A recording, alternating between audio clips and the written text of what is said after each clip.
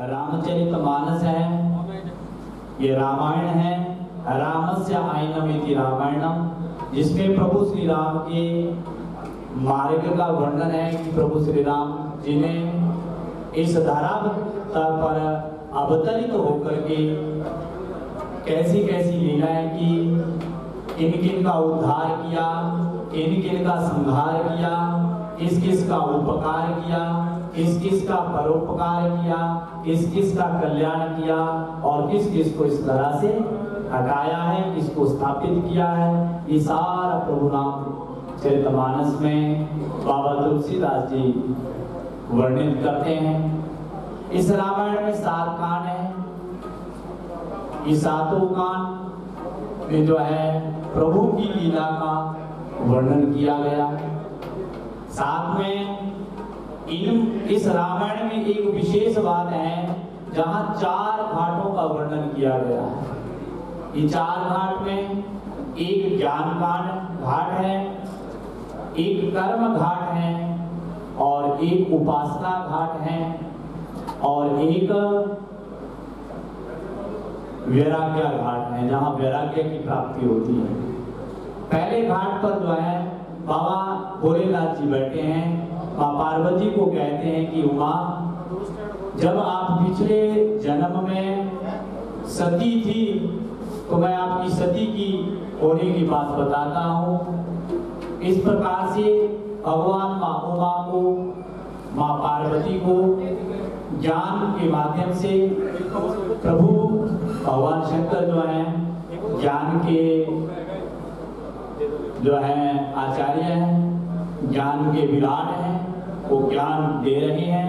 उमा कहूँ मैं अनुभव अपना, उमा कहूँ मैं अनुभव अपना, सतहरि जगत जगत सब सपना।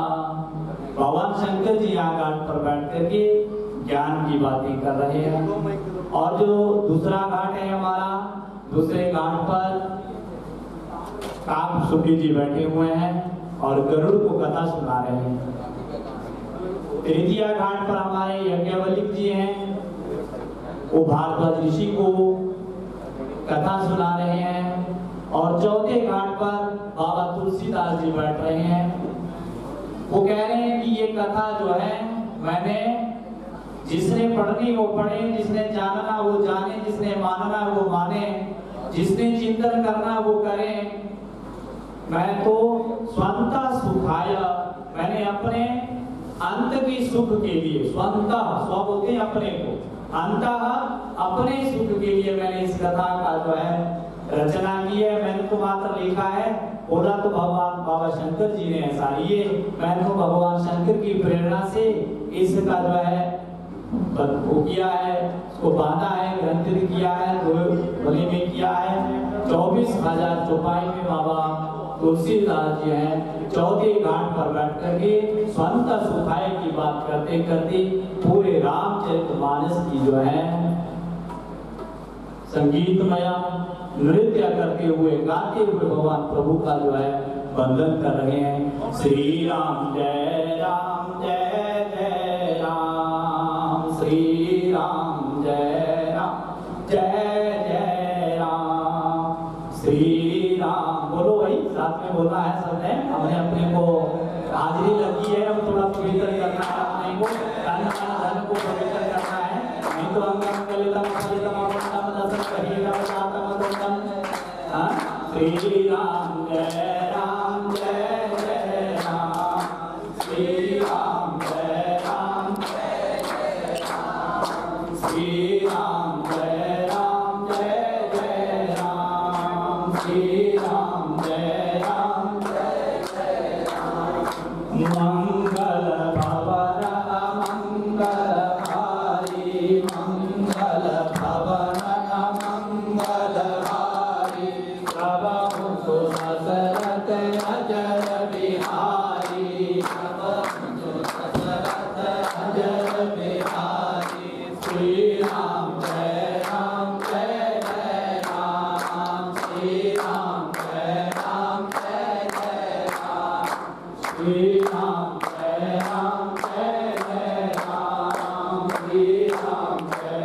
राम जय जय राम जय राम जय जय राम श्री राम जय राम जय जय राम मंगल भवन मंगलहारी प्रभु दशरथ अजर बिहारी जय राम जय जय राम श्री राम जय राम जय जय राम श्री राम जय राम जय जय राम। बुद्ध कौशिक जी कह रहे हैं कि ये जो रामायण है इसका एक एक अक्षर एक एक शब्द इतना पुण्यदायी है। मानव जन्म से लेकर के अंतिम तक यानी अंतिम यात्रा पर्यंत इतना पाप ही नहीं कर सकता जितना पाप प्रभु के एक अक्षर से प्रभु के एक शब्द से क्या हो जाता है, धूलित जाता है, धुल जाता है, स्वच्छ हो जाता है, निर्मल हो जाता है हमारा शरीर। तो बुद्ध कौशिक जी क्या करें, चरितम रघुनाथस्य सतकोटि प्रविस्तरम एकम एकम अक्षरम। कह रहे कि एक एक अक्षर प्रभु के चरित्र का एक एक अक्षर एकम एकाक्षरम पुंसा महापातक विनाशनम। यदि पातक नहीं महापातक भी हमारे जीवन में आ जाए तो महापातक का भी ये रघुनाथ चरित्र क्या कर देता है, विनाश कर देता है, यानी महापातक को हटा देता है। इस तरह हटा देता है जैसे अंधेरा ही अंधेरा हो, बस आप जाओ बल्ब का स्विच जैसे ही आप ऑन करो हमारे कमरे में जैसे ही विद्युत प्रकाश होता है अंधेरा गायब हो जाता है, लुप्त हो जाता है। बोले परमात्मा के रघुनाथ के चरित्र का जो पान करता है, गायन करता है, श्रवण करता है, बोलता है, उसके जीवन में पातक के साथ साथ यदि महापातक भी लग जाए तो वो भी महापातक क्या हो जाता है, विनाश को प्राप्त हो जाता है।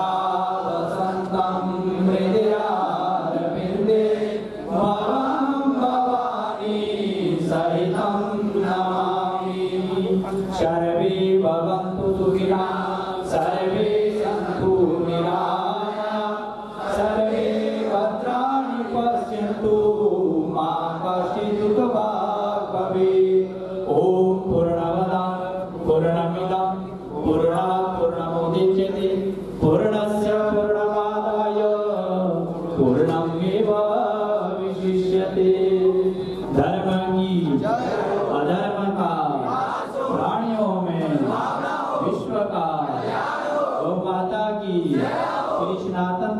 की, कृष्ण बलदेव की, उमापति रामचंद्र महाराज की, उमापति महादेव की, हनुमान बाबा की, जगदिया जोता वाली माता तेरी सदाई। आज का श्री रामायण जी का पाठ पूरा हो गया है। मैं हमारे आचार्य जी को कहूँगा कि प्रसाद वितरण का व्यवस्था करें। आज हमारे बीच दिव्य ज्योति जागरण संस्थान से साध्वी सुमेधा भारती जी और उनकी टीम हमारे बीच पधारे हैं।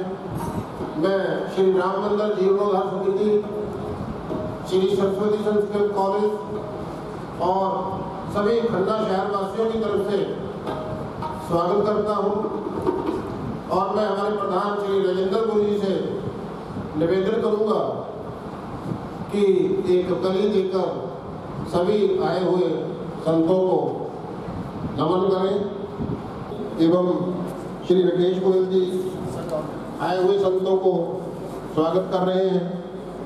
सभी ताड़ियों से आए सज्जनों का स्वागत करेंगे। मेरे सामने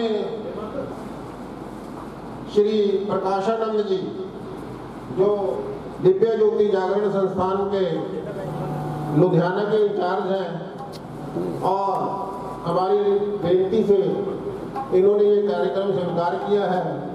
मैं उनका स्वागत करता हुआ धन्यवाद करता हूँ कि उनके पावन सानिध्य में हमें श्री राम जी के भजन और प्रवचन सुनने का अवसर मिलेगा।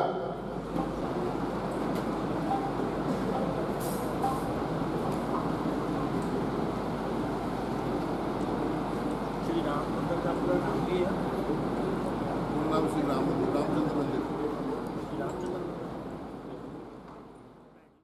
आप सभी जानते हैं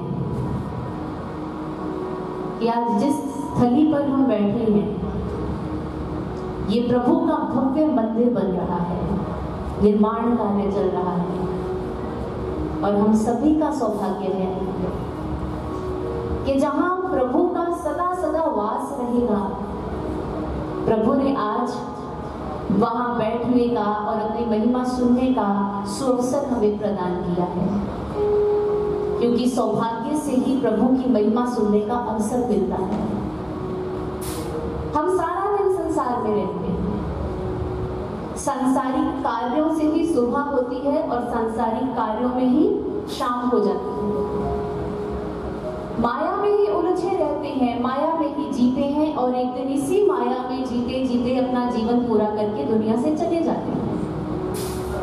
बहुत कम पल ऐसे होते हैं जिस समय ईश्वर कृपा करते हैं और हमारे दिन की शुरुआत ईश्वर की महिमा से होती है। आज आपने श्री रामायण जी का पाठ श्रवण किया, अभी भगवान हनुमान जी की, भक्त हनुमान जी की आरती चल रही थी। अब हम इन प्रवचनों को, इन भजनों को श्रवण करेंगे, प्रभु राममय हो जाएंगे। आज की ये भजन प्रभात में मंदिर कमेटी की ओर से और दिव्य ज्योति जागृति संस्थान की ओर से सबसे पहले आप सभी का हार्दिक धन्यवाद, साधुवाद और अभिनंदन करते हैं। आज हमारी प्रभात प्रभु की कृपा से, प्रभु नाम से हुई है, प्रभु चर्चा से हुई है। प्रभु में हम सुबह से उनके कार्यों में लवलीन हैं और अब हम प्रभु श्री राम जी के जीवन आदर्शों से और प्रभु श्री राम जी की व्यक्तित्व से, उनके चरित्र से कुछ सीखने का प्रयास करेंगे, क्योंकि ये भव्य राम मंदिर है। श्री राम जी की हम मंदिर में प्रतिष्ठा करते हैं। श्री राम जी जन जन के नायक हैं। श्री राम एक ऐसी विभूति है जिनका प्रत्येक कर्म, संपूर्ण जीवन काल, संपूर्ण व्यक्तित्व, सब कुछ ही हमारे लिए अनुसरणीय है, अनुकरणीय है। प्रभु राम ऐसी विभूति है, अगर कोई विधर्मी भी है, अगर कोई प्रभु राम को नहीं भी मानता, लेकिन अगर उनसे पूछा जाए किसी से भी कि बेटा कैसा होना चाहिए, तो हर किसी का उत्तर होगा बेटा हो तो राम जैसा हो। राम जैसा शीलवान, चरित्रवान, आज्ञाकारी, धैर्यवान, गुणवान। अगर किसी से पूछा जाए देश का नेता कैसा हो, तो हर किसी की जिह्वा पर एक ही नाम सबसे पहले आता है, नेता हो तो श्री राम जैसा हो। नीति संपन्न, भक्त वत्सल, प्रजा वत्सल, अहिंसा के पुजारी। कहने का भाव हर रिश्ता, हर नाता हम प्रभु राम में देखते हैं, क्योंकि प्रभु राम का चरित्र ऐसा है, उनका व्यक्तित्व ऐसा है। और आज हमने कोशिश करनी है उनके व्यक्तित्व से हम जैसे जैसे कार्यक्रम बढ़ेगा कुछ ना कुछ सीखेंगे, लेकिन उससे पहले आए प्रारंभ करते हैं सभी मिलकर प्रभु श्री राम जी की महिमा से, उनके नाम की महिमा से। ऐसा नाम है कि इंसान के बिगड़े हुए कार्य बन जाते हैं। प्रभु राम का ऐसा नाम कि सेतु में उनके द्वारा उनके नाम के पत्थर तैरने लग जाते हैं। ऐसा नाम जो इंसान को भव से पार कर देता है, ऐसा नाम जो संसार के कण कण में रमण करता है। आए हम सबसे पहले इस भजन के माध्यम से प्रभु नाम की महिमा को सुनते हैं। रामचंद्र महाराज जी की कृष्ण मंदिर की जय।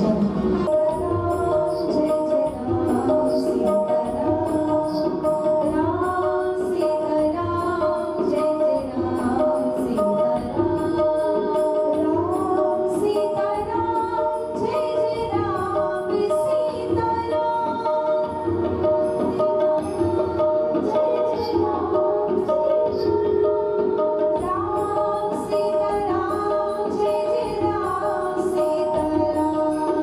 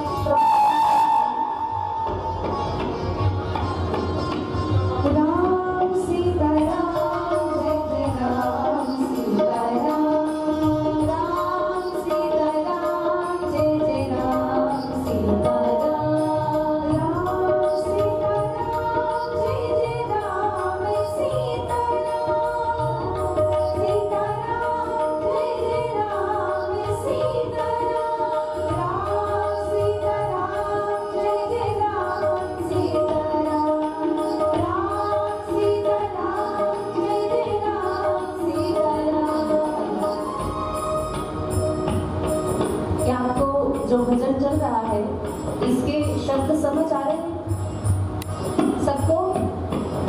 हमारे बहन जी ने कहा अभी कि आप सभी मिलकर हमारे साथ गाएं, शायद आपने सुना होगा। तो मिलकर गाने का अर्थ क्या होता है? आए हम इस वातावरण को राममय बनाते हैं। एक बार सभी, ताल चली रही है, ताली का सहयोग देंगे सभी।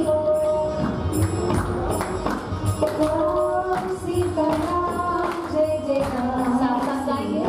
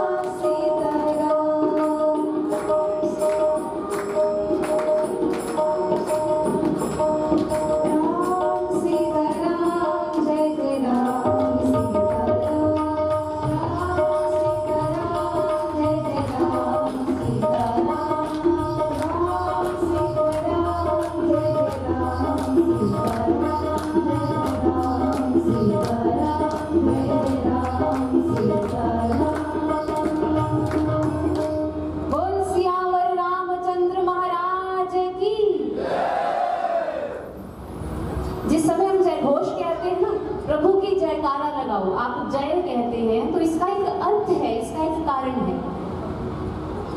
कहते हैं हमें दुनिया में जिस समय कोई चीज देता है, एक ये एटिकेट्स है, संस्कार है जो बचपन से सिखाई जाती है। बच्चों को अगर कोई गिफ्ट देता है, कोई चॉकलेट देता है, तो आप बच्चों को क्या सिखाते हो? बेटे बदले में क्या बोलो? हाँ जी, थैंक यू बोलो। तो जैसे हम बच्चों को सिखाते हैं ना, थैंक यू बोलो, ये एटिकेट्स हैं, ये संस्कार हैं, ठीक ऐसे ही जय बोलना भी संस्कार है।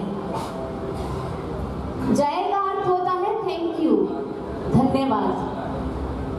और प्रभु ने हमें क्या कुछ नहीं दिया, हमें ईश्वर के द्वारा दी गई हर वस्तु के लिए ईश्वर का धन्यवाद करना चाहिए। कहते हैं एक बार एक अमीर व्यक्ति, बहुत रिचेस्ट था, अपनी बिल्डिंग की खिड़की से नीचे झांक रहा था। स्टार्टिंग में वैसे मैं, अगर आपकी अनुमति हो कमेटी मेंबर्स की, तो वो जो स्टूडेंट हैं, बच्चे हैं, क्या यहाँ बैठ सकते हैं? आप सभी यहाँ आ जाओ।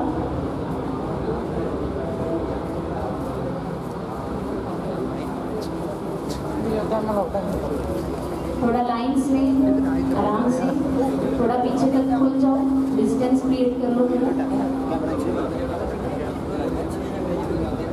थोड़ा थोड़ा पीछे हो जाओ।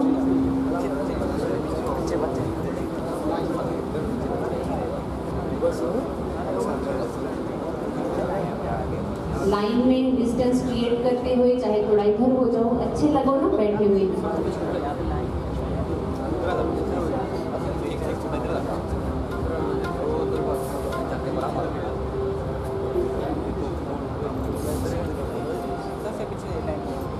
तो मैं बता रही थी कि एक बार एक अमीर व्यक्ति अपने कमरे की खिड़की से बाहर झांक रहा था, तो उसने एक गरीब व्यक्ति को देखा और उसने उसी समय उसको देखकर हाथ जोड़े ईश्वर के आगे और कहने लगा, thank God I am not poor. आपने मुझे धन दिया, गरीब नहीं बनाया, आपका शुक्रिया। वो गरीब व्यक्ति आगे चला गया। आगे जाकर उस गरीब व्यक्ति ने एक पागल इंसान को देखा, तो देखते ही क्या कहा, thank God I am not mad. आपने मुझे गरीबी दी पर मानसिक संतुलन दिया, मुझे पागल नहीं बनाया। वो पागल आगे गया, उसने आगे जाकर एक रोगी व्यक्ति को देखा और उसने ईश्वर का थैंक्स करते हुए कहा, thank God I am not sick. कम से कम मैं स्ट्रेचर पर तो नहीं हूँ, बेड पर तो नहीं हूँ, चलता फिरता हूँ। वो रोगी आगे गया तो उसने क्या देखा, सामने हॉस्पिटल में वो मेडिसिन लेने जा रहा था तो उसने वहां पर एक डेड बॉडी जाते हुए देखी स्ट्रेचर पर। तो उसने ईश्वर के आगे हाथ जोड़ते हुए कहा, thank God I am not dead. आपने मेरे अंदर प्राणों का तो संचार किया, लेकिन कौन है जो ईश्वर का शुक्रिया नहीं कर सकता, धन्यवाद नहीं कर सकता? Only a dead person can't thank God. इसलिए अगर हमारे अंदर सांसें चल रही हैं, अगर हम जीवित हैं, तो हमें हर समय प्रभु का धन्यवाद करना चाहिए। प्रभु धन्यवाद आपका, आपने हमें इतना सुंदर मानव शरीर दिया। एक बार एक टीचर ने बच्चों से कहा कि आप लोग जो दुनिया के अजूबे हैं उन्हें लिखो, बताओ कौन कौन से अजूबे हैं। सभी बच्चे अपनी अपनी कॉपी पर लिखने लग गए दुनिया के अजूबे, लेकिन एक बच्चा ऐसा था जो कुछ हट के लिख रहा था। आप सभी जानते हैं अजूबों के नाम, लेकिन उस बच्चे ने अपनी डायरी पे, अपने पेपर पे जानते हो क्या लिखा? मानव का हंसना, मानव का बोलना, मानव का चलना, मानव का कार्य करना। टीचर ने आगे पूछा, ये तो अजूबे नहीं है, तुम क्या लिख रहे हो? तो स्टूडेंट ने कहा, यही तो सबसे बड़ा अजूबा है जिसकी ओर हमारा कभी ध्यान ही नहीं जाता। ईश्वर ने हम पे इतनी कृपा की, हमें बोलना सिखाया, हमारे अंदर सुनने की कला भरी, हमारे अंदर चलने की कला भरी, हम मानवों को विवेक से भर दिया। इसलिए इससे बड़ा, देह से बड़ा अजूबा और क्या हो सकता है, जिसका निर्माण करता, जिसका क्रिएटर ईश्वर है। इसलिए ईश्वर ने हमें इतना कुछ दिया है, हमें ये मानव तन दे दिया, हमें सदा उसका धन्यवाद करना चाहिए। तो आए आगे बढ़ने से पहले धन्यवाद स्वरूप एक जय घोष, क्योंकि जय घोष क्या है? ईश्वर का धन्यवाद है। तो बोलिए सियावर रामचंद्र महाराज की जय। दोनों हाथ ऊपर हो जाए एक बार। जय श्री राम, जय श्री राम, जय जय श्री राम, जय श्री राम। प्रभु श्री राम जी उत्तरकांड में रामचरितमानस के एक जगह लिखते हैं कि मैंने ये सारा संसार बनाया, बहुत से जीव चराचर विविध प्रकार अलग अलग तरह के जीव बनाए, और प्रभु ने कहा सब मम प्रिय सब मम उपजाए, लेकिन सबसे अधिक मनुज मोहे भाई। सब मेरे द्वारा पैदा किए गए हैं, मेरे द्वारा उपजाए गए हैं, लेकिन सबसे अधिक मुझे मनुष्य पसंद है। ऐसा क्यों कहा प्रभु ने? तो इसी का उत्तर देते हुए रामचरितमानस में ही एक चौपाई आती है। बड़े भाग्य मानुष तनु पावा, सुर दुर्लभ सद ग्रंथ ही गावा, साधन धाम मोक्ष कर द्वारा, पाही ना जेहि पर लोक संवारा। उन्होंने कहा ये जो मानव देह है बड़े भाग्य से मिलती है, हम क्राउन ऑफ द क्रिएशन है, और ये बड़े भाग्य से क्यों मिलती है? ईश्वर भी इसे क्यों पसंद करते हैं? क्योंकि एक यही मानव देह है जिसमें हम लोग साधन धाम मोक्ष कर द्वारा मोक्ष को प्राप्त कर सकते हैं, मुक्ति को प्राप्त कर सकते हैं। हम बहुत सौभाग्यशाली हैं कि प्रभु ने हमें मानव देह देकर इस दुनिया में भेजा, संसार में भेजा, और साथ ही साथ अपनी महिमा को सुनने का, कहने का अवसर भी दिया। लेकिन भक्त जनों, प्रभु की महिमा को गा लेना, सुन लेना ही पर्याप्त नहीं है। ये मानव तन तब सार्थक होगा जब साधन धाम मोक्ष कर द्वारा जो मुक्ति के लिए साधन ये मिला है, उस मोक्ष के लिए हम कोई प्रयास भी करेंगे, कुछ प्रयत्न भी करेंगे।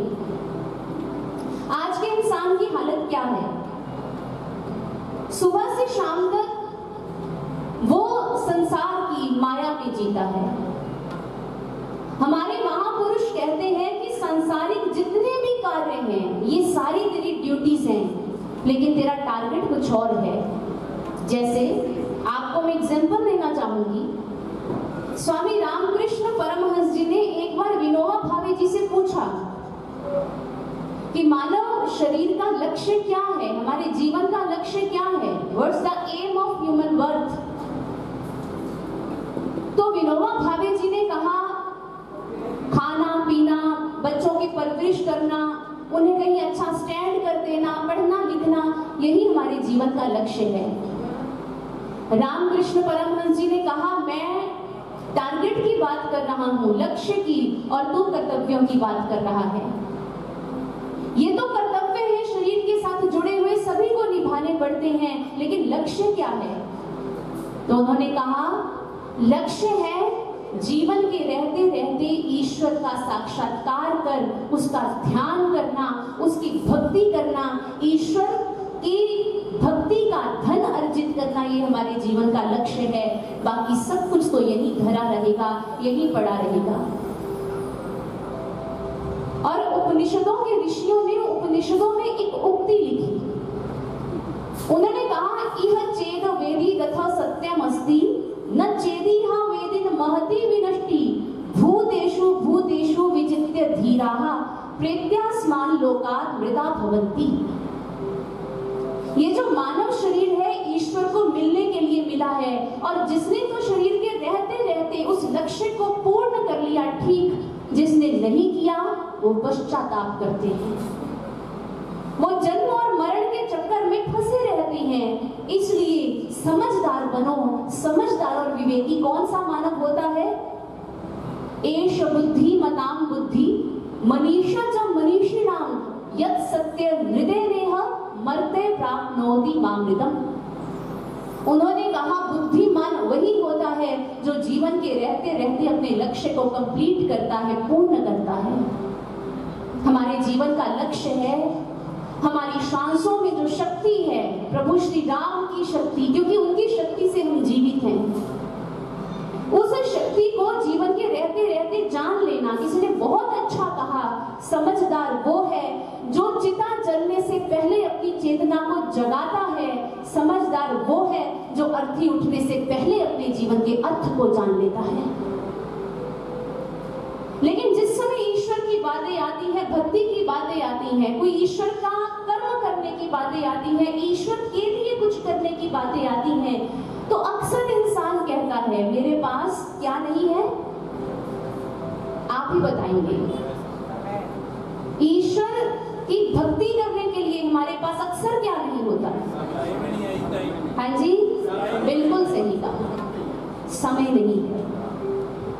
पैसे से प्रभु की भक्ति थोड़ी ना होती है, सेवा होती है, दान होता है। लेकिन आजकल तो ऐसे भी लोग हैं, सब कुछ होते हुए भी बहाना बनाते हैं, हमारे पास तो कुछ है ही नहीं। अपनी नीड्स पूरी करने के लिए, अपने भौतिक शरीर की जरूरतें पूरी करने के लिए मानव के पास सब कुछ है। लेकिन जिस समय दान की बात आती है, किसी के लिए कुछ करने की बात आती है, तो वहां हम कहते हैं, हमारा बहाना एक ही होता है, जो भी बच्चों ने कहा, पैसा नहीं है हमारे पास। होता सब कुछ है, कभी कभी ऐसा होता है, लेकिन भक्ति करने के लिए हमारे पास टाइम नहीं होता, समय नहीं होता। मुझे श्रीमद् भागवत महापुराण की वो कथा याद आ रही है, आपने भी सुनी होगी। गज और ग्राह की कथा आती है। उसमें क्या है, एक ग्राह कहते हैं मगरमच्छ, और गज कहते हैं हाथी को। एक मगरमच्छ ने इतने बड़े हाथी को पकड़ रखा है, वो छूटना चाहता है पर छूट नहीं पा रहा। हमारी भी तो यही हालत है। आए देखें कहीं हमें भी मगर ने तो नहीं पकड़ रखा। कौन सा मगर हमारे पीछे पड़ा है? लोग कहते हैं हम दान तो करना चाहते हैं, हम प्रभु का कोई कार्य तो करना चाहते हैं, मगर मन आड़े आ जाता है। हम भक्ति तो करना चाहते हैं, मगर समय ही नहीं मिलता। हम ध्यान तो करना चाहते हैं, मगर मन ही नहीं लगता।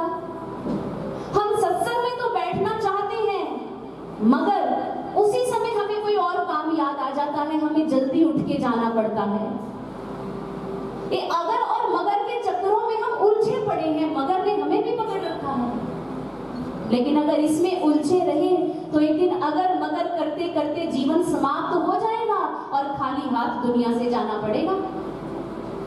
कहते हैं जब भक्ति की बात आ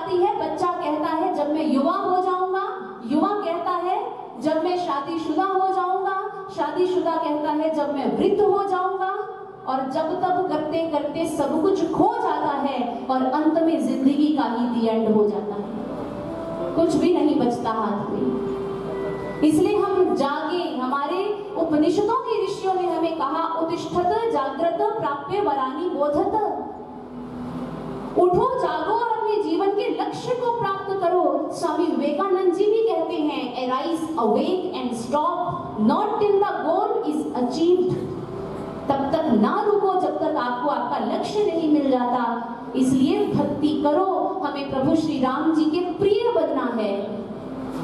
और प्रभु ने उस मनुज के लिए नहीं कहा कि सबसे अधिक मनुज मोहे भावे, जो मनुष्य जीवन में आके माया में, केवल मात्र विकारों में, दुनिया में मग्न होता है, वो मनुष्य प्रिय नहीं होता। प्रभु ने कहा, मुझे ज्ञानी प्रिय होता है, ज्ञानी से भी ज्यादा मुझे भक्त प्रिय होता है, और भक्त से भी ज्यादा मुझे सेवक प्रिय होता है, जो अपना सारा जीवन, जो अपना तन मन धन मेरी सेवा में लगा देता है। इसलिए हमें प्रभु के प्रिय बनना है, प्रभु का गुणगान करना है, इस रचना के माध्यम से प्रभु की भक्ति करनी है, इस देह के, इस जीवन के माध्यम से। और आए प्रभु की गुणगान करने हेतु आज अपनी रचना को हम सभी मिलकर धन्य बनाते हैं। अगले भजन की ओर बढ़ते हैं सभी मिलके। आए, इस भजन को बड़ी श्रद्धा से श्रवण करना है। बोलिए सियावर रामचंद्र महाराज की जय, उमापति महादेव की जय। बोले राधे श्याम, बोले सिया राम, बोले राधे श्याम, बोले सिया राम, बोले राधे श्याम, बोले बड़ी सुखदाई ना, बड़ी सुखदाई ना। हरि बोल, हरि बोल,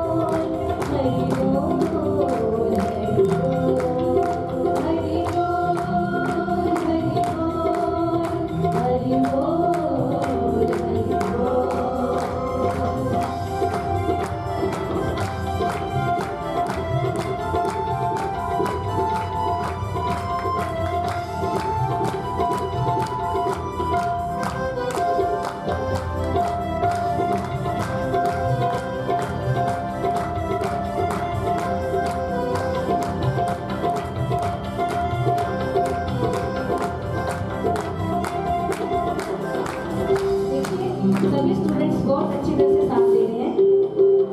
इन्होंने हमसे ही सीखना है। सभी टीचर्स जो बुजुर्ग बड़े हैं, जो सभी चेयर्स पे बैठे हैं, कृपया वो भी साथ दें। देखिए, आप जब हमारा साथ सबका देंगे तो प्रभुमय माहौल बन जाता है और इससे हाथ के हमारी पॉइंट्स दबते हैं और हमारी बीमारियां भी दूर होती हैं। इसलिए धर्म का काम भी हो जाता है, मन भी एकाग्र हो जाता है और प्रभु के पास हाजिरी भी लगती है। देखिए, सभी के एक बार हाथ ऊपर कर ले सभी, और प्रभु को अपनी रेखाएं दिखा दीजिए ताकि आपकी रेखाओं में कोई भी प्रॉब्लम हो तो वो एडिटिंग कर सके। क्या करें? एडिटिंग कर सकते हैं। सब समझते हैं ना एडिटिंग को? तो जो हमारे लिए अच्छा है, शुभ है, वो प्रभु हमें इन रेखाओं में सभी की रेखाएं ऊपर, हाथों के साथ रेखाएं भी ऊपर हो जाती हैं और रेखाओं के साथ किस्मत भी बुलंद हो जाती है। ठीक है, सभी कीर्तन करेंगे। सिया राम बोले राधे श्याम बोले। एक बार हम बोलते हैं, एक बार आप सभी बोले, सभी के मन की हाथ में लग जाएगी। सिया राम बोले राधे श्याम बोले, सिया राम बोले राधे श्याम बोले, सुंदर सुखदाई माँ, सुंदर सुखदाई माँ, हरि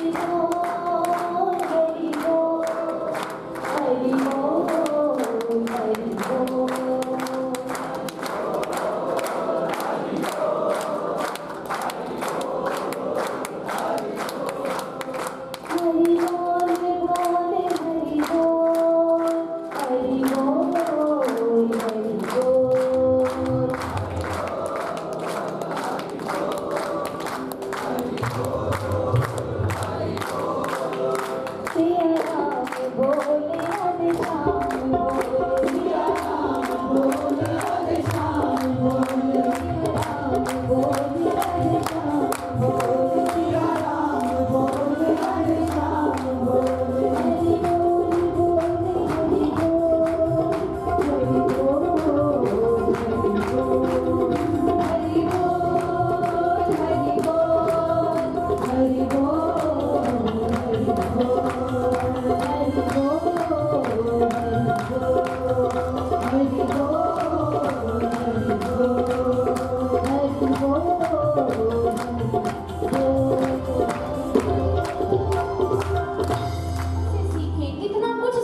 प्रभु ने हमें। चलिए कुछ प्रेरणाएं लेते हैं। सबसे पहले गोस्वामी तुलसीदास जी श्री रामचरितमानस के बाल कांड में क्या कहते हैं? प्रातः काल उठ कर रघुनाथा, पिता को टेकत माथा। हाँ जी,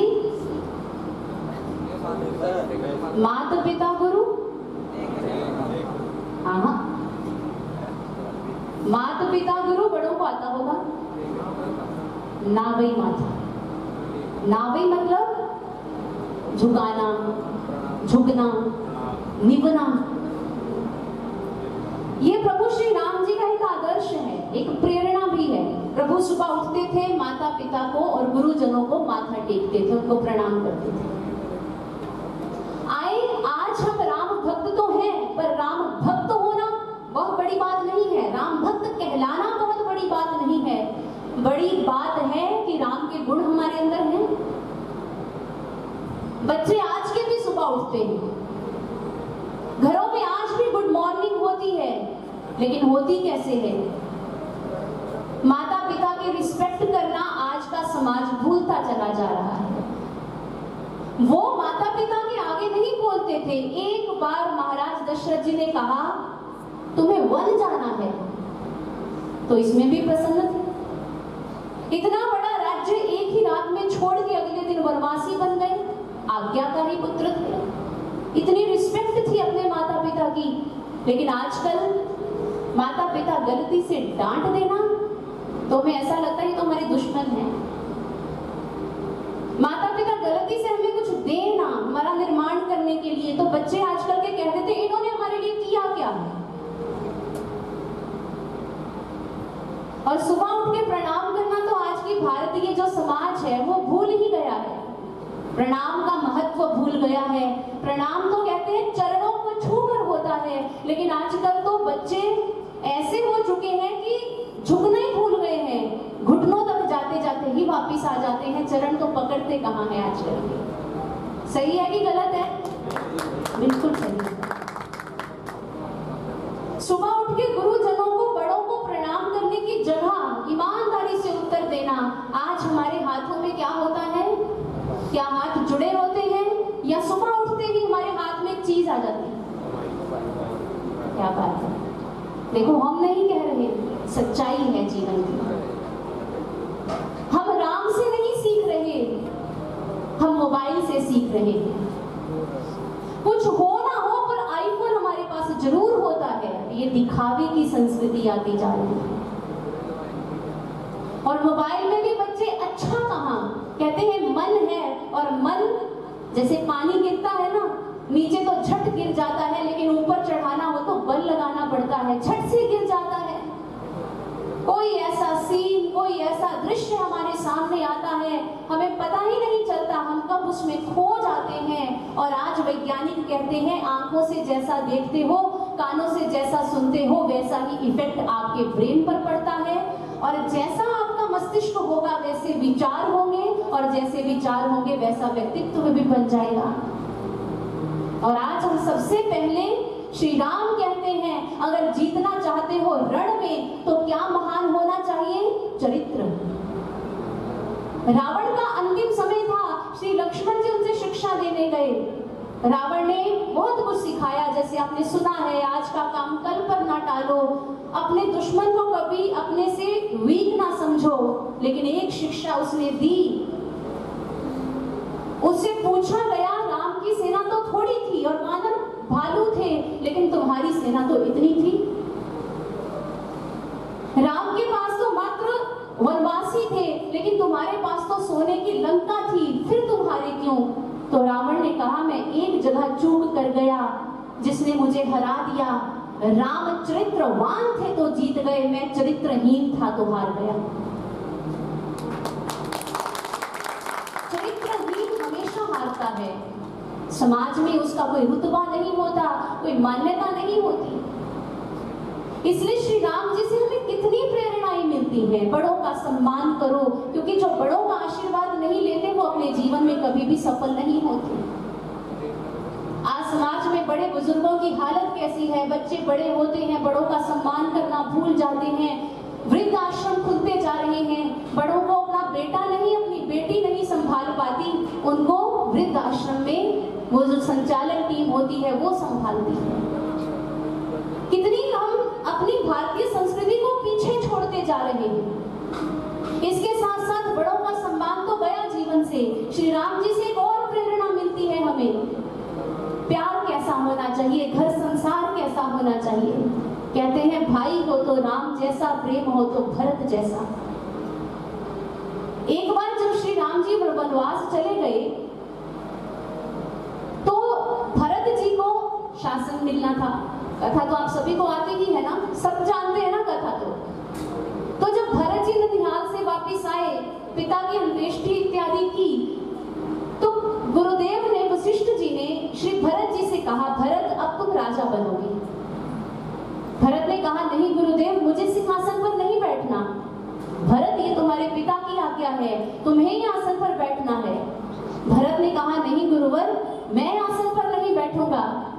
गुरुदेव ने कहा, मैं तेरा गुरु हूं, मैं तुम्हें आज्ञा देता हूं, तुम्हें आसन पर बैठना है। जानते हो श्री भरत जी ने क्या कहा? उन्होंने कहा, गुरुदेव मैं आसन पर बैठ तो जाऊं, लेकिन अगर मैं आसन पर बैठ गया तो गुरुवर ये धरती रसातल में चली जाएगी, प्रलय आ जाएगी यहाँ पर। तो गुरु वशिष्ठ जी हैरान हो गए। उन्होंने कहा, भरत, आसनों पर जब रावण जैसा आतताई बैठा तब धरती रसातल में नहीं गई। कंस जैसा, हिरण्यकशिपु जैसा अधर्मी बैठा तब भी धरती रसातल में नहीं गई। तो क्या तुझ जैसे भक्त के बैठने से ही धरती रसातल में चली जाएगी, क्यों? तो भरत ने उत्तर दिया, कहने लगे, गुरुदेव रावण अधर्मी था, वो बैठा तो धरती रसातल में नहीं गई। कंस हिरण्यकशिपु बैठे तो धरती रसातल में नहीं गई, लेकिन मैं बैठूंगा तो धरती इसलिए रसातल में चली जाएगी क्योंकि धरती हैरान हो जाएगी कि रावण जैसा कार्य, हिरण्यकशिपु जैसा कार्य, कंस जैसा कार्य अगर राम का भाई करने लग गया तो धरती हैरान हो जाएगी और धरती पर प्रलय आ जाएगी और धरती रसातल में चली जाएगी। इतना प्रेम था, राज्य मिल रहा था, लेकिन उसको भी ठोकर मार रहे थे भरत और सारी उम्र 14 वर्ष तक आसन पर नहीं बैठे। आए अब आज के समय में आ जाते हैं। राम कथा हमने अनेकों बार सुनी है, अभी दशहरा निकल कर गया है, राम लीलाएं हुई हैं। राम कथा तो हम सुन ही रहे हैं, पर राम कथा से हम सीखते क्या हैं?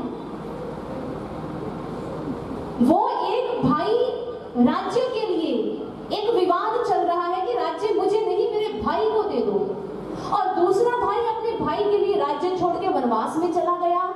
पर आजकल क्या होता है, भूमि के एक टुकड़े के लिए जब बंटवारे होते हैं ना, भूमियां बांटी जाती हैं, घर बांटे जाते हैं, केवल एक टुकड़े के लिए एक दीवार भी इधर की उधर हो जाए तो रक्त की धाराएं बह जाती हैं, खून की नदियां बह जाती हैं। उस समय ऐसा लगता है कि भूमि का ज्यादा टुकड़ा भाई को कैसे मिल गया, मुझे मिलना चाहिए। रिश्तों में कच्चापन आ गया है, प्रेम वैसा रहा नहीं जैसा कभी पहले हुआ करता था। कहते हम राम के भक्त हैं, लेकिन गुण हमारे अंदर रावण के आते जा रहे हैं। स्वार्थ था तो विभीषण अपना था, स्वार्थ निकल गया तो ठोकर मार के अपने राज्य से निकाल दिया रावण ने। आज भी तो यही हो रहा है ना। रिश्ते कैसे हो गए हैं? कहते हैं, किसी ने बहुत अच्छा कहा, जब तक स्वार्थ है तब तक हाउ आर यू, और जब स्वार्थ निकल जाता है तब हो जाता है हु आर यू, कौन है आप। रिश्ते आज बर्तनों जैसे होते जा रहे हैं। मेरे पुराने जो बुजुर्ग हैं उनको पता होगा, पुराने समय में बर्तन होते थे पीतल के, और पीतल के बर्तन की मान्यता होती थी कि वो जल्दी खराब नहीं होते थे, टूटते नहीं थे।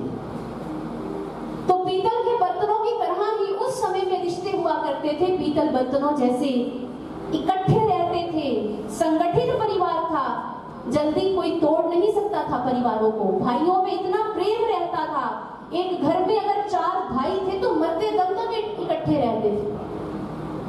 लेकिन धीरे धीरे बर्तन आ गए पीतल की जगह स्टील के। स्टील के बर्तनों में थोड़ा क्रैक आ जाता है, लेकिन हम कहते हैं चलो जब तक चलता है चला लो। रिश्ते भी ऐसे ही हो गए, क्रैक्स आने लग गए। इकट्ठे रहते तो थे लेकिन मनों में दूरियां आने लग गई, फिर भी ये कहा चलो जब तक चलती है चला लो। फिर धीरे धीरे रिश्ते बर्तन आ गए कांच के। कांच का बर्तन एक बार गया टूट गया। रिश्ते भी कांच के बर्तनों जैसे नहीं हो गए। एक बार मनमुटाव हुआ, दरार पड़ गई तो बस टूट गए। दूरियां पड़ जाती हैं, घर बट जाते हैं, आपस में बोलचाल बंद हो जाती है। और आजकल तो बर्तन आ गए थर्मोकोल के। उसका क्या रूल है? यूज एंड थ्रो, प्रयोग करो और गिरा दो। और आजकल के रिश्ते भी ऐसे ही हो गए। जब तक तो स्वार्थ है, हम हाल चाल पूछते हैं, जी कैसे हो, किसी के पास पैसा है, रुतबा है, उसके पीछे पीछे घूमते हैं। लेकिन जहां स्वार्थ खत्म वहां रिश्ते खत्म। ये श्री राम ने हमें नहीं सिखाया, प्रभु श्री राम जी ने हमें सिखाया है प्यार से रहो। प्रेम से कैसे रह पाएंगे? प्रभु राम को केवल मात्र सुनने से कुछ नहीं होगा, प्रभु राम को जानने से कुछ होगा। बाहर से हम राम राम करते हैं मुख से, लेकिन अंदर से तो खोखले हैं। भीतर राम को प्रकट करना होगा, तब हम राम भक्त बन पाएंगे, तब श्री राम के आदर्श हमारे अंदर प्रकट हो पाएंगे।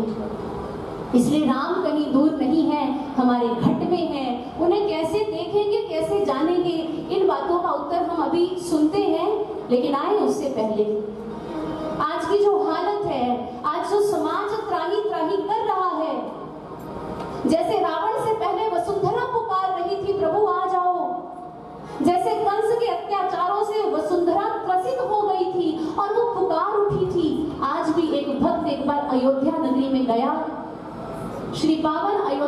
दर्शन करके वो बाहर वापिस आ रहा था तो उसे कल कल करती हुई सरयू नदी दिखी कि वही सरयू नदी है जहां प्रभु श्री राम जी जिसमें समा गए थे। जब उस भक्त ने सरयू नदी की उठती हुई धाराओं को देखा, उसकी तरंगों को देखा, तो वह भक्त सरयू नदी से कह उठा, हे सरयू नदी, प्रभु तेरे में समा गए थे, आज फिर प्रभु की इस धरती पर जरूरत है, इसलिए हे सरयू नदी पुनः सीताराम को इस धरती पर भेज दो, क्योंकि सीताराम की पुनः इस धरती पर आवश्यकता है।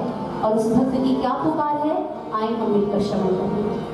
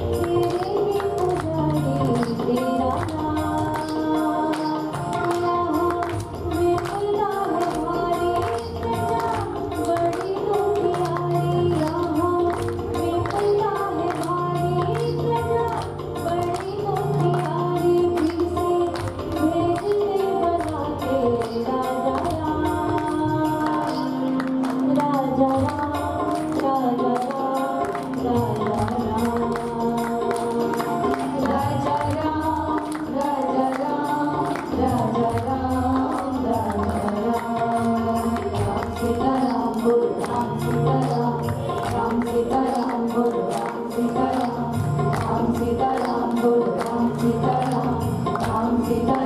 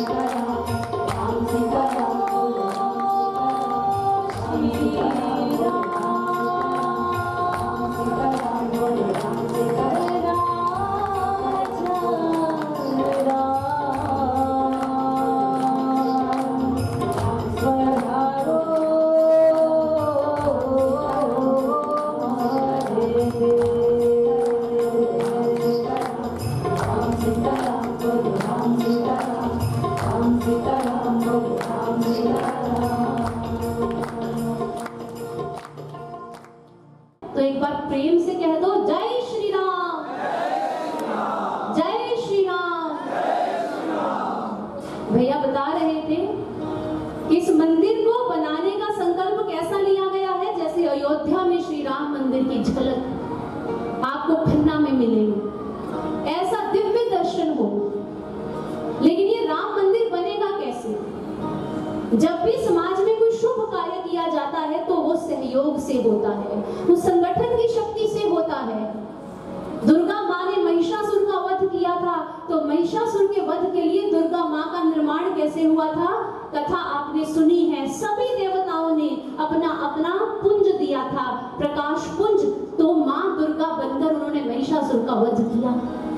आज भी सहयोग की आवश्यकता है। जब भी कोई शुभ कार्य होता है, संकल्प ले लिया करो, किसी को याद ना करवाना पड़े कि आपने अच्छा कार्य करने के लिए सहयोग देना है। वो हमारा दायित्व होना चाहिए कि इस कार्य में हमने सहयोग देना है और बढ़ चढ़कर सहयोग करें, तन मन धन से। वो कबीर साहिब जी का उक्ति लिखते हैं, दोहा लिखते हैं, वो कहते हैं, जो जल बाढ़े नाव में, घर में बाढ़े दाम, दो हाथ उलीचिए यही सज्जन को काम। जैसे नौका में जल आ जाता है तो जो एक नाविक है वो बैठा बैठा देखता नहीं है, उसे बाहर फेंकता है ताकि नौका डूब ना जाए। कहते हैं ठीक ऐसे ही अगर ईश्वर ने आपको दिया है, आपके गृह में धन किसका दिया है? ईश्वर का दिया है।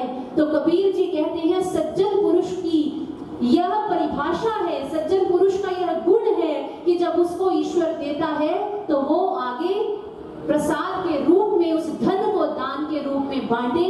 जहां प्रभु का कार्य हो, जहां शुभ कार्य हो, वहां वो अपना दान अवश्य दे, वहां वो सहयोग अवश्य दे। इसलिए खन्ना में ये मंदिर, भव्य मंदिर, राम मंदिर बन रहा है और आपके सहयोग की कामना कर रहा है। ईश्वर ने जो आप लोगों को धन दिया है, वो धन प्रसाद रूप में प्रभु हमें देता है। और प्रसाद कैसे खाते हैं हम? मान लो आपको मंदिर में आए, लड्डू का डिब्बा मिल गया, अकेले खा लोगे सारे? हमें बचपन से सिखाया जाता है प्रसाद कैसे खाना चाहिए।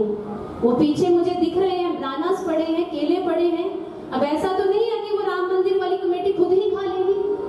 प्रसाद का रूल है, कार्यक्रम के बाद एक व्यक्ति खड़ा होगा और कहेगा आप भी ले लो, आप भी ले लो। हम लड्डू का डिब्बा लेके जाते हैं, मार्ग में हमें जो जो मिलता है हम उन्हें कहते हैं आप भी ले लो, आप भी ले लो। चाहे घर जाते समय तक एक ही लड्डू क्यों ना बचे, लेकिन प्रसाद वही है जो बांट के खाया जाए। और प्रसन्नता इसी में है जब हम प्रसाद को बांट के खाते हैं। इसलिए प्रभु ने जो हमें हमारे घर में धन दिया है, जो हम कमाई करते हैं, श्री कृष्ण जी कहते हैं जो कमाई को खुद ही खा लेते हैं वो सबसे बड़े चोर हैं। श्री गीता में लिखा है स्तेन एव चोर, स्तेन कहते हैं चोर को। प्रभु कहते हैं मैंने दिया और जो खुद ही मुझे अर्पित किए बिना खाते हैं वो सबसे बड़े चोर हैं समाज में। इसलिए अगर प्रभु ने दिया है, हम अच्छे कार्यों के लिए दान भी दें। और आज समय आया है, एक मौका है, कहते हैं दान सुअवसर से मिलता है। किसी अच्छे कार्य के लिए दान लो तो श्री गुरु आशुतोष महाराज जी कहते हैं सोच समझ के दो। दान वहां दो जहां कुछ अच्छा होना हो, जहां आपका दान अच्छे कार्य में लगे। वहां ना दान दो जहां आपके दान का दुरुपयोग हो जाए। इसलिए बहुत अच्छा मौका है कि आप ही के क्षेत्र में, खन्ना क्षेत्र में इतना भव्य राम मंदिर बनेगा जिसकी झांकी दूर दूर से लोग देखने आएंगे। अगर आप चाहते हो ये राम मंदिर यहाँ प्रसिद्ध हो जाए दूर दूर तक, तो आपका सहयोग अनिवार्य है। आप बढ़ चढ़ के सहयोग दें। आज यहाँ आए हैं, आज भी सहयोग देकर जाएं, ताकि क्योंकि देखो सहयोग मिलेगा तभी जल्दी निर्माण होगा ना, वरना बिल्डिंग तो खड़ी हो ही गई है। इसलिए जल्दी जल्दी सहयोग दें आप, धन के रूप में, तन के रूप में, सेवा के रूप में, ताकि इसका जल्दी से निर्माण हो। और ये संकल्प लेना है, श्री राम जी के संकल्प से याद रखना है कि जब तक मंदिर नहीं बन जाता हम संकल्प लेते हैं इसे पूर्ण करेंगे। जय श्री राम, जय श्री राम।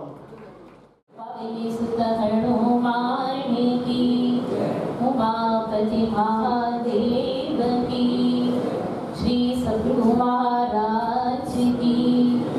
गुरु ब्रह्मा गुरु विष्णु गुरुदेवो महेश्वर, साक्षात् परब्रह्म तस्मै श्री गुरु श्री गुरुवे नमः। आपदां परतारं दातारं सर्वसम्पदां लोकाभिरामं श्रीरामं भूयो भूयो नमाम्यहम्। अतुलितबलधामं हेमशैलावदेहं गन्धर्वविषाणुं यामिनामग्रगण्यं सकलगुणनिधानं वानराणामधीशं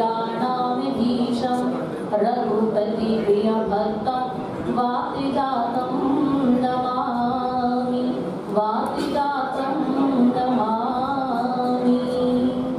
बोली सियावर रामचंद्र महाराज की।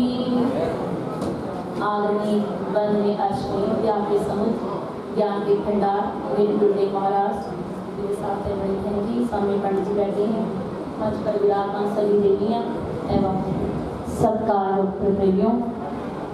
तो साथ ही बड़ा सुंदर आपके सामने भगवान राम की महिमा का वर्णन किया। तो यदि आप सब लोग इस मंदिर में दिल खोलकर दान देंगे तो आपको बड़ा फायदा होगा। तुलसीदास ने लिखा है कि भगवान राम का स्वभाव कैसा है।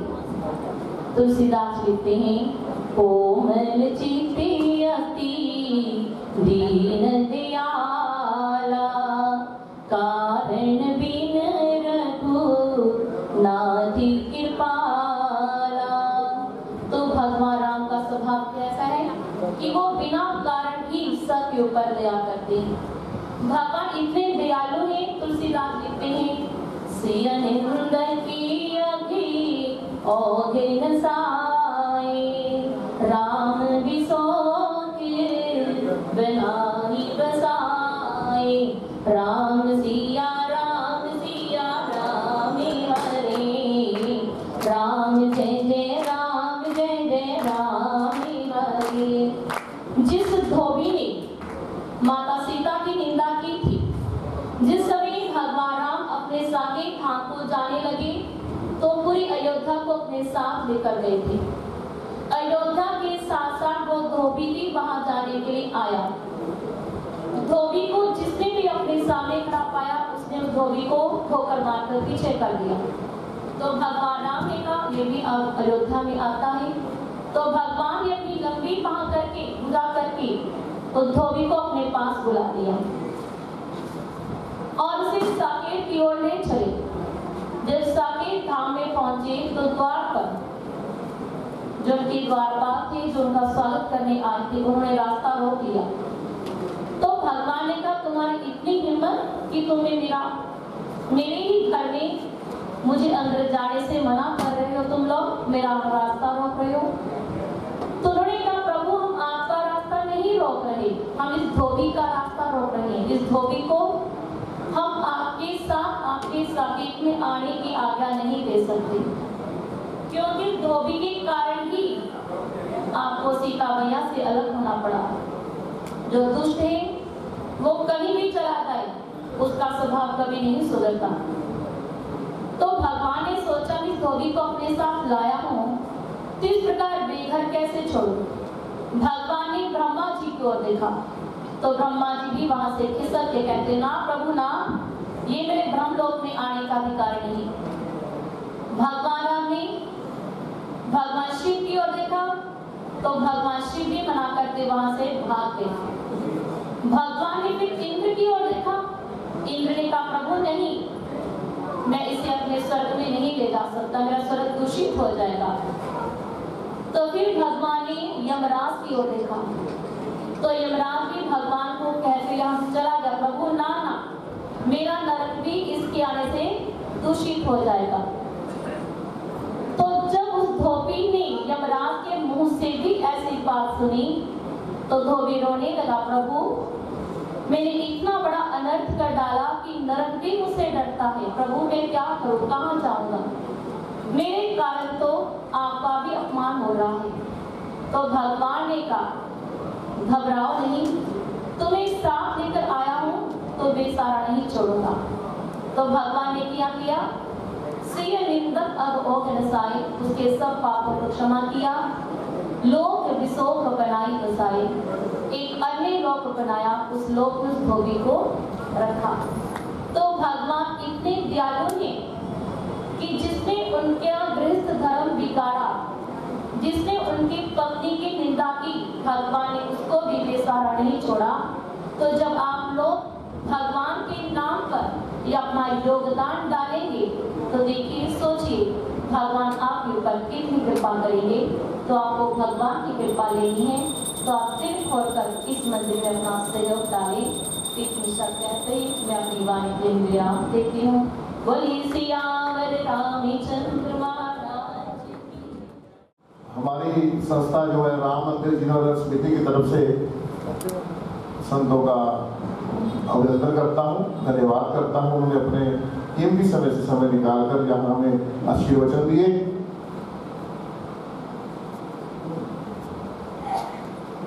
हमारे बीच आज पधारे हैं हमारे एमएलए सरबजीत सिंह सौन जी।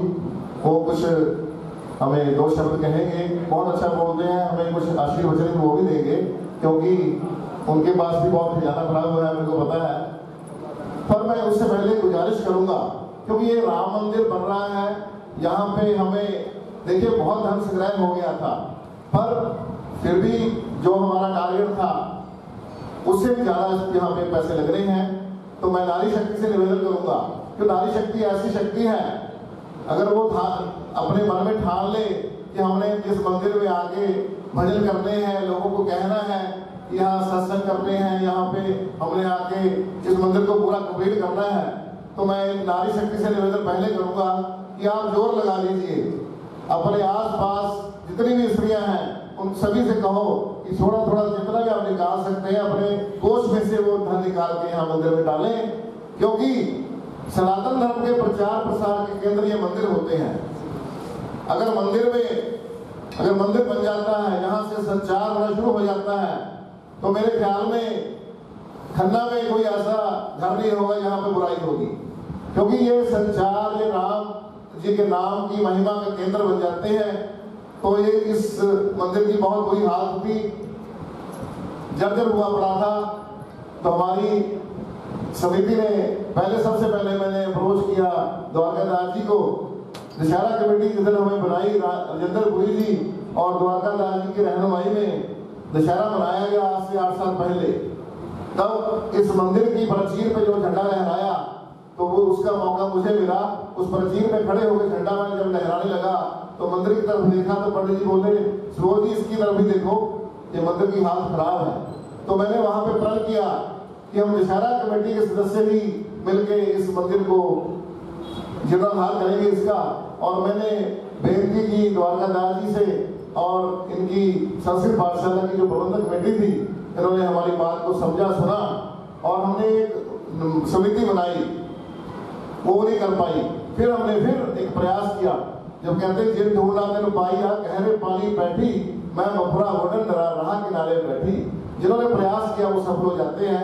उस माध्यम से हर वक्त मैं ये बोलता हूँ, ये शब्द मैंने पक्का धारण कर लिया है कि जो ये बोलते हैं, जिसमें प्रयास करते हैं वो कामयाब हो जाते हैं। तो आज हम कामयाबी की तरफ हैं, आपके सहयोग की जरूरत है। तो सभी लोग हमारा मिल के साथ देंगे और मेरे साथ एक बार उद्घोष करेंगे, जय श्री राम। अरे जोर से, ताकि सारी मार्केट को पता चल जाए कि यहाँ पे राम मंदिर में कुछ हो रहा है। जय श्री राम। अब मैं एमएलए साहब से निवेदन करूंगा, कृपया 2 शब्द कहें, उसके बाद फिर जो आगे का कार्यक्रम होगा। मुकद्दस स्थान श्री राम मंदिर जी के आज इस स्थान पे विराजमान दिव्य जोशी संस्थान को साढ़े पूजनीक साधु ਜਿਹੜੇ ਅੱਜ पहुंचे ने संतगण, तुसीं प्यार नाल आखो जय श्री राम, जय जय श्री राम। प्रभु श्री राम की महिमा ते मैं एक गल तुहानूं जरूर कहनी चाहना। राम के नाम दे विच एक बड़ी अद्भुत शक्ति ये सुनने वाली गल है। मैनूं याद आता है एक भगत कबीर जी, संत कबीर जी ना कहने, बनारस के विच रहिंदे सी संत कबीर जी। एक जलाहे परिवार च, मुस्लिम जलाहे परिवार च जन्म लिता सी उन्होंने। पर बचपन तो जिहड़ी लगन सी ना उन्हां दे अंदर वो प्रभु श्री राम दे नाम दी सी, राम दा नाम नहीं। उत्थे उन्होंने समुदायिक गल हुई कि तू पैदा मुसलमान हुए हैं तो तू नाम राम का लेना, तू काफर है, ये नहीं हो सकता। वो कहते भी मैनू राम दे नाम दे विच सुकून आंदा है, बहुत मजा आंदा, रस आंदा। तो जदों उत्थे दे राजे नूं दस्सिया भी भगत कबीर जी आह कुछ करते हैं, तो पहला तो अपने धर्म चो छेकता भी तू नहीं हो सकता मुसलमान पक्का, तू तो नाम राम का लेना। फिर जब उरी बस नहीं हुई, फिर हाथी नूं मदमस्त करके मदरा बुला के हाथी दे अगे भगत कबीर जी नूं सुटिया गया भी इहनूं कुचल देवे। वो पहले राम का नाम ले गए, हाथी कुछ नहीं कह के गया, हाथी सजदा करके सिर झुका के लंघ गया। फिर बालदी अग दे विच भगत कबीर जी नूं सिटिया गया कि जर्जरा खत्म हो जा, जल जा। फिर भी नहीं होए क्योंकि राम का नाम ले, राम के नाम की शक्ति है। तो जदों भगत कबीर जी ने पूछा भी भगत जी तुसीं तुहानूं हुंदा क्यों नहीं कुछ, तो भगत कबीर जी ने बोल जो गुरु ग्रंथ साहब महाराज अंकुरित ने राम के नाम पे की किया, कहते अब तो जाए चढ़े सिंहासन मिले हैं सारिंग पानी, राम कबीरा एक वही है कोई ना सके पछानी। होता किवें मानोगे, होता राम ते कबीर एक हो चुके हैं, मैं तो सिंहासन से उधर ते जाके बैठ गई, किवें खत्म करूं। तो जदों अंत का समा आया भगत कबीर जी का, सुनने वाली गल है, भगत कबीर जी की सुपत्नी का नाम माता लोई सी। माता लोई जब सारी जिंदगी देखा कि भगत कबीर जी ने संघर्ष करती, अंत समा आया, उन्होंने कहा भी मैं बनारस का माहौल खराब नहीं करना, क्योंकि काशी नगरी है शिव जी ने बसाई थी, शिव भोलेनाथ। कहने मैं बनारस का माहौल खराब नहीं करना, बनारस छड्डे उतों 40 किलोमीटर दूर मगहर पैंदा, मगहर चले। मैं सारे इलाके देखे, मैं खुद जाके बनारस भी गया, मैं मगहर भी गया। मगहर अज भी जाके देखो भगत कबीर जी का मंदिर बनया है, स्थान बनया है। मगहर दे विच प्रभु श्री गणेश जी का एक शाप दिता होया सी, जिहदी मृत्यु मगहर दे विच होगी वो अगली जूनी खोते दी च होगा, गधा बनूगा। ये श्राप सी उस जगह। तो जदों मगहर दे विच कोई ढिल्ला हुंदा सी, बीमार हुंदा सी, तो उन्होंने मगहर दे विचों लैके फटाफट निकल जाते सी और बनारस लै जाते सी। वो इसलिए लै जाते सी जे इहनूं मगहर च कुछ हो गया कि अगले जन्म च खोता ना बन जाए, भी इहनूं उड़ो लै चलो। जे यह जाके शिवाली नगरी के विच अपने स्वास्थ्य आटूआ तो वैकुंठ में चले जाऊगा, मुक्ति प्राप्त कर। पर उन्हें एक उल्टा काम हो रहा, देखो कितनी बड़ी इतिहास को आए। उन्हें बनारस छड़ के भगत कबीर जी मगहर जा रहे हैं, उल्टी गल, वो भी अंत के समय अपनी सुपत्नी लोई नूं नाल लेके। जदों गए माता लोई दे दिमाग ते बड़ी चिंता पई, बहुत ज़्यादा। ये सुनने वाली गल है।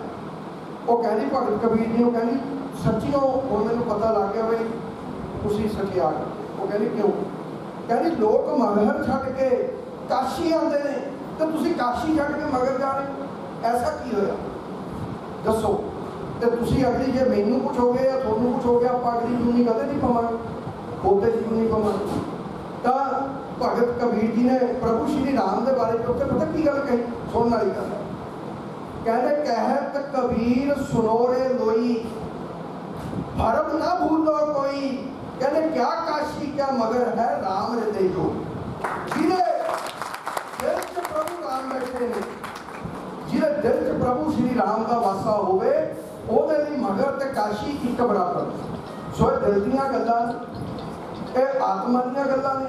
जे आत्मा प्रभु श्री राम नाल जुड़ी हुई है, जे आत्मा च दिल च प्रभु श्री राम ने, फिर सारे किते तुहानूं काशी हो काशी, फिर जिथे मर्जी चले जाओ। इस स्थान की महिमा एडी वड्डी है जिथे अज असीं खड़े हैं। पूरे बख्शी वाला स्कूल चलता सी है जी। और मैनू दसते हुए बड़ा फकर महसूस होता है कि मेरे तो बड़े भाई साहब, मेरे सगे भाई साहब, उन्होंने नर्सरी तो लैके 8वीं क्लास बख्शी वाले स्कूल की है। उन्होंने इन्ना प्यार इस संस्था मतलब इस जगह के नाल। अज मैनू उन्होंने कह के भेजा सी, कहते जे चले हैं तो खाली हथ ना मोड़ी। सो मैं अज ही पूरे कह के जाना, मैं अपनी किरत कमाई के विचों आने वाले 10 दिन इस स्थान में 1 लाख रुपया दें।